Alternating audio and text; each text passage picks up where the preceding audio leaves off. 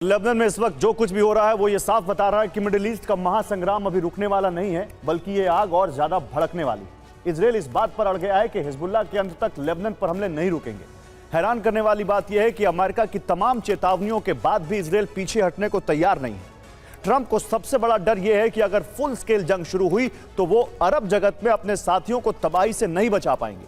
और उधर दूसरी तरफ ईरान ने भी खुलेआम धमकी दी है कि अगर इजराइल नहीं रुका तो फारस की खाड़ी से लेकर लाल सागर तक एक ऐसी न्यू सिक्योरिटी बेल्ट एक्टिवेट कर दी जाएगी जो पूरे ग्लोबल ट्रेड का गला घोट देगी। यही वजह है कि अमेरिकी विदेश नीति पर नजर रखने वाली प्रतिष्ठित पत्रिका फॉरेन पॉलिसी ने एक चौंकाने वाली रिसर्च की है। पत्रिका ने लिखा कि डोनाल्ड ट्रंप ऐसे युद्ध के बीच खड़े हैं जिसे नियंत्रित करना उनके लिए लगातार मुश्किल होता जा रहा है। अमेरिका में इजराइल के राजदूत येचिएल माइकल लेइटर ने भी इस बहस के बीच एक हैरान करने वाला बयान दिया है। उनका कहना है कि हिजबुल्लाह पर इजराइल के हमलों का ईरान से कोई संबंध नहीं है और तेहरान को इन घटनाओं को अपने साथ जोड़कर नहीं देखना चाहिए।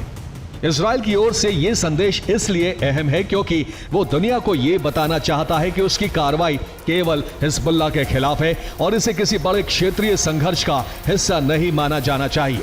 और लेबनान पर हुए हमलों के बाद ईरान ने पूरे पश्चिम एशिया में एक नई सिक्योरिटी बेल्ट की धमकी दी है।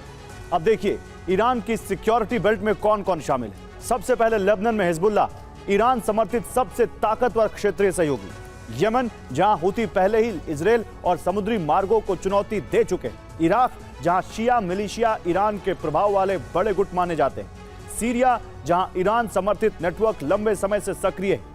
ईरान ने चेतावनी दी है कि अगर इनमें से एक पर भी हमला हुआ तो जवाब ये सब इकट्ठा होकर देंगे। अब देखिए ईरान की इस नई धमकी से खतरे में क्या क्या आ गया है। हॉर्मुज स्ट्रेट और फारस की खाड़ी समेत अरब सागर का बड़ा हिस्सा खतरे में आ गया है। लाल सागर का गेट बाब अल मंदेब खतरे में आ गया है और इससे सबसे पहला असर तेल आपूर्ति पर पड़ रहा है। कंटेनर शिपिंग खतरे में है क्योंकि दुनिया की सप्लाई चेन पर दबाव बढ़ रहा है। सैन्य जहाज खतरे में है क्योंकि क्षेत्र में सैन्य गतिविधियां और बढ़ सकती हैं। ऊर्जा व्यापार सबसे बड़े खतरे में है। पूरी दुनिया की नजर इसी पर टिकी है। द क्रैडल ने दावा किया है कि अप्रैल 2026 के युद्ध विराम के बाद से इजराइल दक्षिणी लेबनान पर 3,400 से अधिक हवाई हमले कर चुका है। यह आंकड़ा बताने के लिए काफी है कि युद्ध विराम सिर्फ एक छलावा था। इजरायली सेना ने अब इस युद्ध के दायरे को और बढ़ाते हुए जकाक अल मुफ्ती समेत कई नए कस्बों और रिहायशी इलाकों को तुरंत खाली करने का सख्त और आखिरी अल्टीमेटम जारी कर दिया है।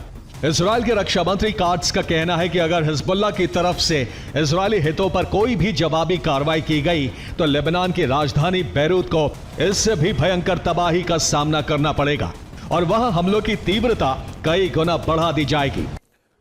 सफेद फास्फोरस दुनिया के सबसे विवादित विस्फोटकों में से एक है। ये 1300 डिग्री सेंटीग्रेड तक गर्मी पैदा कर सकता है। ये त्वचा से चिपकता है, इसलिए इसका असर और खतरनाक माना जाता है।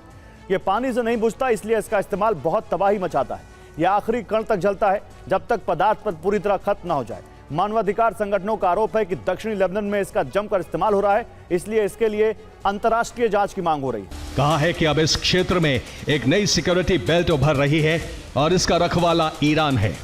ईरान का यह सुरक्षा ढांचा हॉर्मुज स्ट्रेट से लेकर बाब अल मंदेब तक फैला हुआ है। क्षेत्र में ईरान के सहयोगी पहले की तुलना में कहीं ज्यादा समन्वय के साथ काम कर रहे हैं और अगर इजराइल ने अपना मौजूदा रुख नहीं बदला तो यह पूरा नेटवर्क सक्रिय हो जाएगा।